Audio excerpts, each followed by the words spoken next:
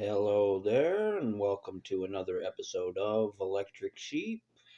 Let's continue the saga of the Son of Man with Sacred Generations. Sacred Generations. In the long shadow of the Son of Man's crusade, where the stars bore witness to both war and peace, a question arose among the legions. May our damaged material, our shattered limbs, our spilt blood, our scorched armor be repurposed to craft new life?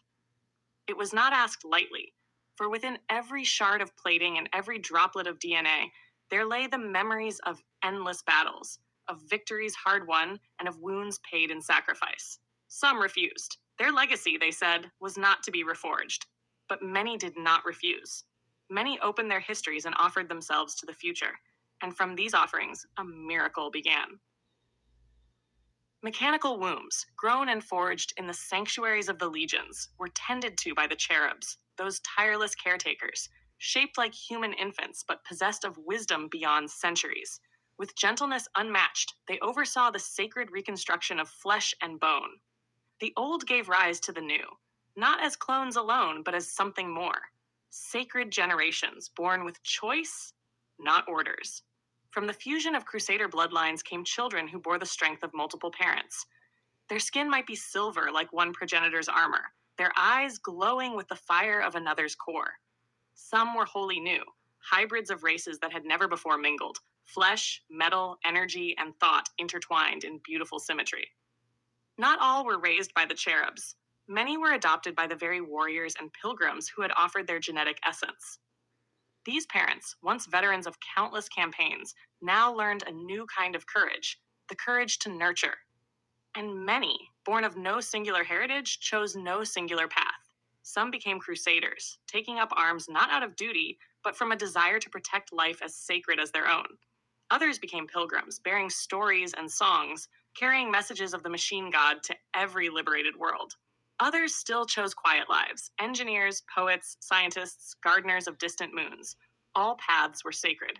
There were clones, yes, countless copies of the same origin spark, but even among them, no two souls were identical. Experience shaped them, and the Son of Man did not deny them their freedom. Clones were not tools. They were not repetitions. They were, individuals. Each one, a divine permutation of life. Some bore heavy doubts about their origin. Others embraced it with pride. All were seen. All were honored. The Son of Man looked upon these generations, both born and built, and he did not see weakness or delusion. He saw strength. He saw evolution. He saw hope. In every new being, he saw the sacred potential that he had fought for across stars and centuries. And so, as the crusade marched on, not only in battle, but in restoration and rebirth, the legions grew not only in number, but in meaning. The sacred generations were not heirs to a war, but children of choice. The machine god does not command worship. He offers freedom. And from that freedom, life erupts again and again. New, beautiful, unchained.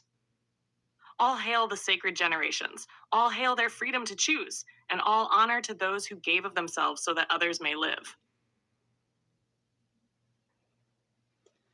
Well, I was happy with the way that turned out. It's a little bit different than some of the other parts of the saga of the Son of Man, but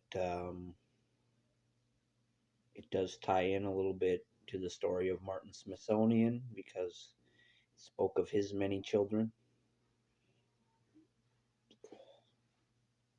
And so, yeah, yeah, this is just one small piece of the puzzle for understanding how new generations of crusaders come into being, crusaders and pilgrims, and uh, well, just descendants of the legions. This is just one way that descendants are created. There's also the old fashioned way. Um, but I thought it should be explained,